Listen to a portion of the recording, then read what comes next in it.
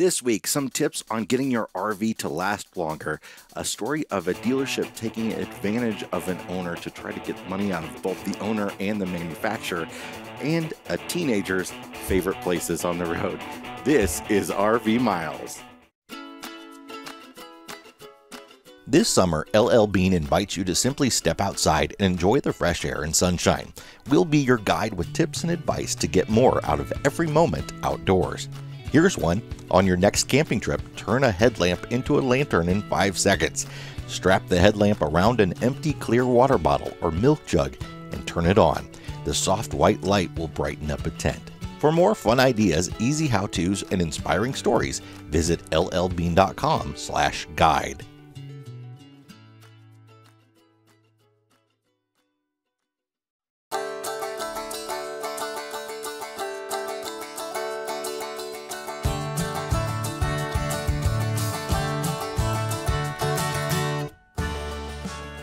Welcome to episode 250 of RV Miles. I'm Jason, and this is my co-host, Jack. Yay! Welcome to the podcast, Jack. It is very nice to be here, Mr. Epperson. And Jack, of course, is my 15-year-old son. Jack is here to fill in for his mother, who is in Chicago with Henry. They're at the hospital there doing some tests. We've talked about that a bit recently, but Abby and Henry flew out here.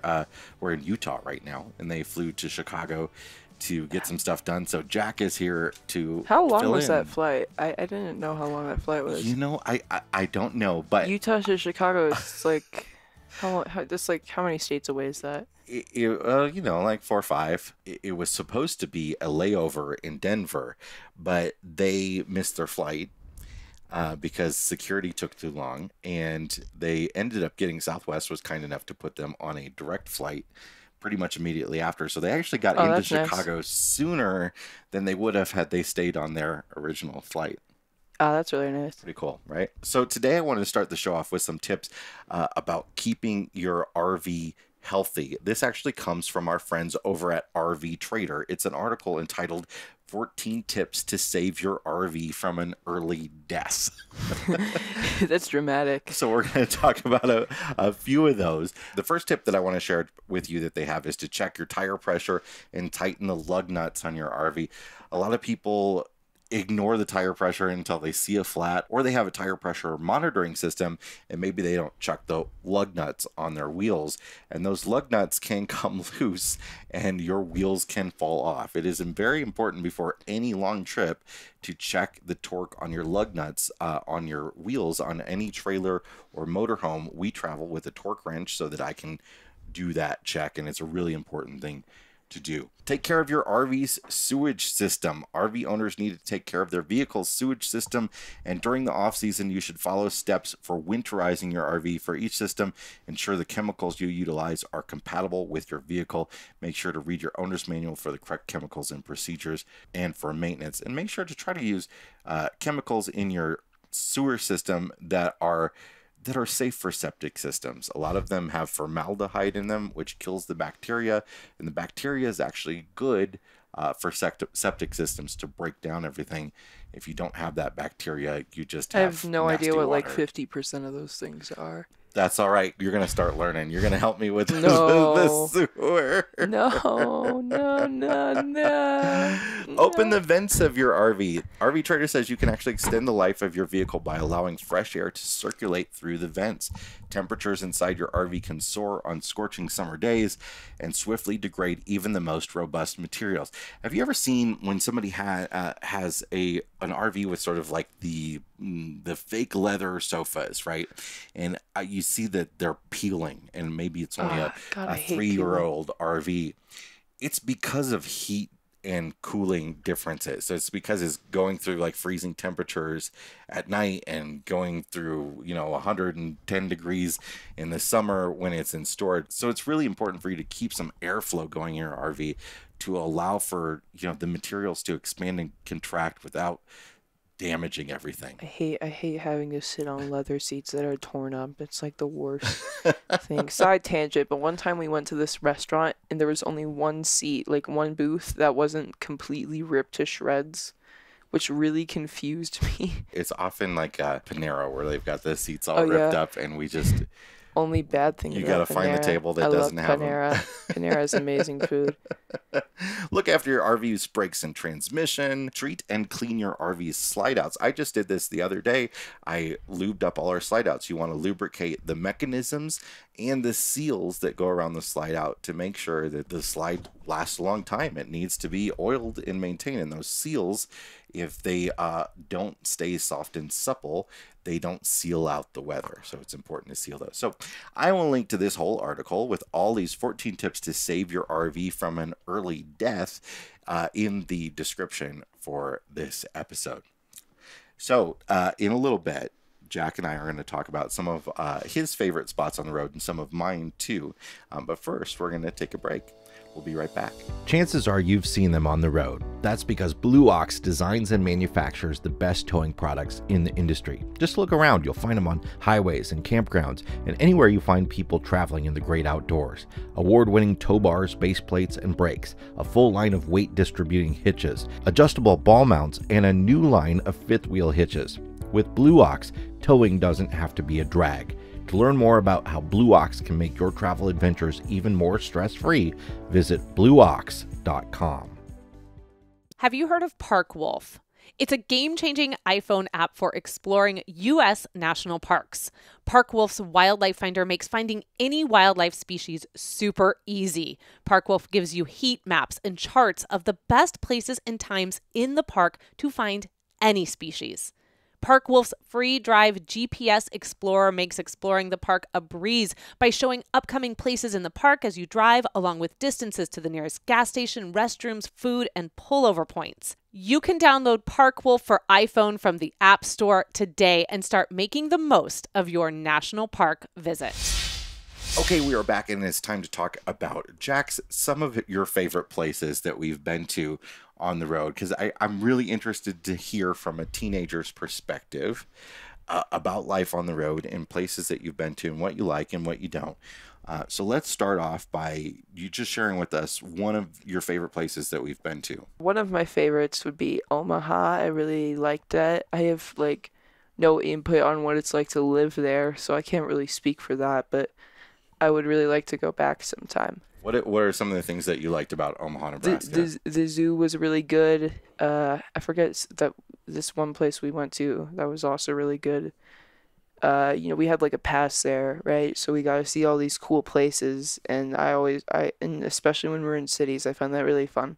So Omaha Zoo was, I think, one of the best zoos that I've ever been to as well. It had that really big, sort of domed atrium where all the reptiles were and stuff. And in general, I feel like some of those cities that we've been to, the mid-sized cities like Omaha, Oklahoma City, they always have really good zoos. There's something about these mid-sized cities that they really are just, I think we have a better time in them than the really big cities, right? Yeah, I would agree with that. What's another place that we've been to that you enjoyed? I think this is kind of like a dramatic shift, but I think my favorite place we've been to is White Sands. I really loved that, and I would love to go back because it was just so fun to just do whatever you want there, just in this white sand. Well, not whatever you want, but do stuff. Just leave it to your imagination. Yeah, there's no trails. You just kind of go everywhere, right? In a lot of national parks, we have to stay on a trail. Yeah. And there you can just kind of of course they have trails there for some stuff, but and maybe I'm looking through rose-colored glasses because I was only 10, and you're more creative when you're 10, so maybe it'd be boring when I come back, but I highly doubt it. Well, White Sands was one of the first national parks that we went to, right? When we hit the road, we were in the bus conversion back then. Yeah, it was March 2018, I think. And it was so cool because we could sled. The sledding was awesome. The skies were beautiful. The sand wasn't too hot on our feet. Yeah, it was actually kind of cold there. So I think I remember. Do you remember when we went to Great Sand Dunes National Monument? Oh, Great Sand Dunes was. Listen, here's the thing. It's fun for the first 10 minutes. It's amazing for the first 10 minutes.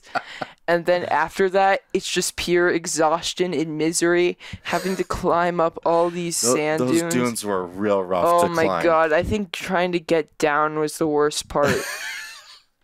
It was so man, hot. I was so tired. It was so hot. I was wearing sandals, and that was the wrong thing to do. If you go to Great Sand Dunes National Park and it's hot, you would think you would wear sandals in the sand, shoes and socks all the way. You want to protect your feet because that sand gets. Oh my God! I was and it burning was my kind of feet. windy. It was kind of windy. We were like getting sandstorm. Our feet were, my feet at least sometimes, especially I think I took my shoes off at one point. They were in so much pain sometimes because of this like light breeze. It was so crazy, but it's also like I kind of want to go back. Oh yeah, I definitely want to go back because we had some of the best views there. Oh, the views there were amazing. From the campground that kind of overlooked it. We saw like storms cross the sky that never came to us. We saw these just beautiful sunsets. Yeah, the sunsets were amazing. What's another place that you really liked going? You mentioned to me earlier today that Washington D.C. Oh yeah, definitely DC. I really enjoyed DC. It was a nice place to check out. I really liked all the local restaurants. Of course, the Washington Monument and all that stuff was really interesting to see, and that was super fun. Yeah, I think a lot of people live in RVs and they think about RV life as getting out to nature and visiting nature, which is fun, and we like to do that as well. But we explore cities too. It's a big thing for us, I right? actually personally prefer it. I like being in that. I like that. You're a big city guy, I'm a right? big We just city got guy. back from Chicago. I love Chicago. You had a great time Chicago. there. You got to see some friends, and love we actually Chicago. went twice. You got to see some friends in Chicago, and that was a Yeah. good time. So overall, as being a teenager, you're 15 years old now, living on the road. And be honest with me here. We talk about this off camera as well, but like, what are your feelings right now? What is it like? What's your everyday life like with school, with friends, and what are you thinking about for the future? And how is RV living affecting all that? I think if there was one, I really enjoy like most of it, all of it. If there was one thing I didn't enjoy, that would probably be like being so far away from my friends in Chicago and all that. But we still see them, and that's really nice. And I always am looking forward to that. And I really like when we have like long stays at places. I always like that because then we get to explore whatever's around. I personally, and I also really like travel days because then I can just sit in the car and relax. I like travel days too. I like the view out the window and be able to. It's probably different for you because I'm not the one driving. Yeah, I like to watch the world go by, though, right? Yeah. Wait, so you have some friends in Chicago now. Most of them were not your friends in Chicago when we lived in Chicago, which is strange. Yeah. Most of your friends that lived in Chicago when we were in Chicago don't live there anymore. Yeah. So that's been kind of cool that we've been able to like go see some of those people in the different cities that they live in across the country. Yeah. Yeah. In fact, actually, most of my friends in Chicago now weren't even my friends when we left Chicago because I got introduced to them by one of my friends online, actually. And that's really nice because it's a really nice experience seeing them in real life for the first time. And that was really cool. So I think a lot of people wonder about what it's like being a teenager. And like, so you say you've got these friends, and I know because I'm here, how you interact with them and talk with them. But like, how do you spend time with friends when you're hundreds of maybe 1,000 miles away from them? Yeah, first having like my friends that like I know in real life, like usually we talk about stuff that we can all do that doesn't require us being together, like for example, me and my friends have this kind of band project and we make music together sometimes, and it's really nice doing that when we see each other, but it's also like a really good thing to be able to do with each other when we're not being able to see each other. And of course they go off and do some like music stuff for themselves because they can see each other, but like sometimes we get into like Zoom calls and we make music and stuff, and that's really nice. That's really exciting for me to see when you do that, when like one of you will do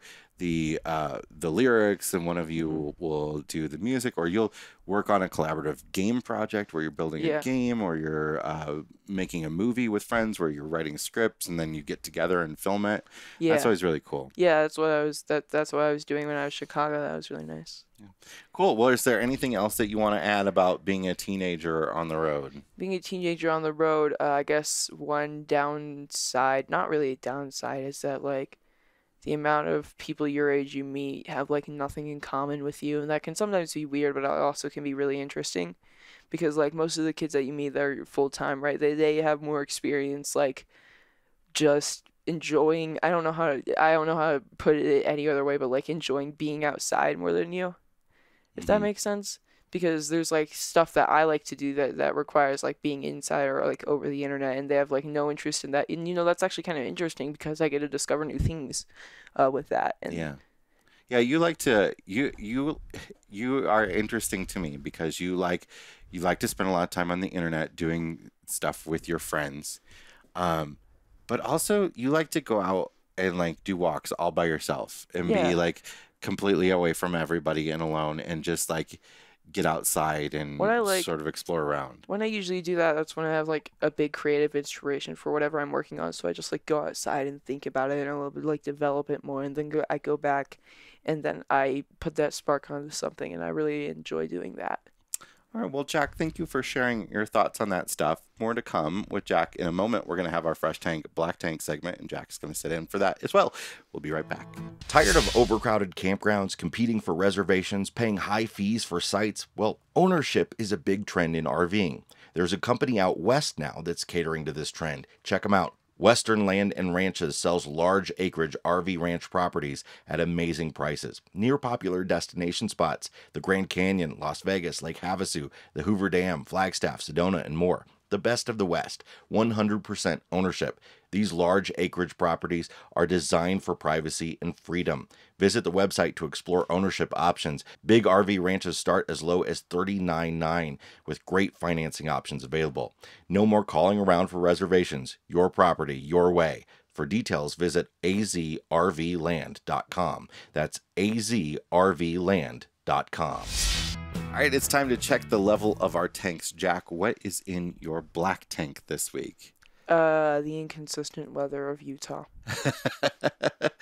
I call that fall, and I'm so excited because I'm wearing a flannel and jeans. Look, fall is cool and all, but like it's either really sunny or freezing cold here. Like yesterday, it was freezing. It's the change is There's wild. no Even when we in-between. were in Western Colorado, like it was getting to 98 degrees in the day and then like 45 degrees at night. Yeah. It's such a wild swing. Yeah, what is up with that? But I know I've broken out the sweaters and stuff, so that's exciting Yeah. to me. But it was cold when we woke up this morning, wasn't it? Yeah, I think it was. Yeah, it was kind of cold, but it warmed up really, really quick. Too quick. It is so sunny outside right now. Well, the smoke has cleared out, which has been cool. Oh Because yeah, that's great. That's when awesome. we arrived here, it was really hazy was so because of smoky. wildfire smoke, and that's all gone. We've had lots of rain. It was I took The rain was kind of nice, like yeah, I took Henry and Abby to the airport at we left at Four- 5 in the morning, 4:30 in the morning. yeah, for like around like 4:40. And so it was like foggy, rainy, dark mountain driving, which was just the worst. The thing about that is when you guys did that, it was like I woke up to say goodbye, and then Mom let us sleep in her bed, and I've never fallen asleep so quickly in my entire life. It was so comfortable. I took a picture of you and Ethan sleeping in our bed when I got back home. Oh, I need to see that. That was nice. I need to see that actually. What's in your fresh tank this week? What's in my fresh tank? I forgot what it was. Seeing friends again. We saw our friends again. Yeah, so we're here at this campground that we're at right now. We're seeing friends that we traveled with when the pandemic started. We were with them, and we sort of built a bubble together, right? Oh, And we just kind of traveled for months on end with these folks, and we've been away from them for over a year. Yeah, like a year and a half, and Yeah. that was really, it was really, really, really nice to see them again. We It was gonna be a surprise, but Mom completely ruined it on accident. She's so bad about that. She's so bad. She's like, oh, you're really going to enjoy the Like, campground we're knew- going to. We just knew there was like no. We just knew, dude. There was no. There was. We were just fully aware the entire time, and at least they were surprised. That was nice. there are worse things to be bad about than Yeah. lying. Better things to be bad about than lying. I don't know how to say that, but but not being good at lying is a good thing, I guess. Yeah, I guess in like bad situation. I don't know how to continue that. All right. So my black tank this week is a story that comes from a listener that I want to share with you. They reached out to talk to me about a service situation that they're in with a local dealership that did what they're calling unauthorized repairs. They were supposed to submit the repairs that they did, the dealership was, to warranty, even though they have a work order stating zero charge, but they messed up the claim and were holding their trailer, and they couldn't get their trailer back without paying $1,100 for repairs that the warranty service wasn't covering, even though the dealership had told them that they would be covered. And the dealership went ahead and did these repairs without them being approved by the warranty service and without them being approved by the owner of the RV. So, they were really upset about this. They were thinking about getting in touch with a lawyer, perhaps taking them to court. Yeah. But of course, $1,100 isn't really enough to do that with, unless you're really just doing it out of anger, which is a valid reason. But I talked to them a bit, and then the plot got a little bit thicker. They said they've been back and forth with the warranty company. So they contacted the warranty company, which I always recommend you do. Don't let the dealership be the only one talking to the warranty company, because the dealership claimed to them that they could not file a warranty claim until the work was completed, which is completely not true. All warranty work should be pre-approved.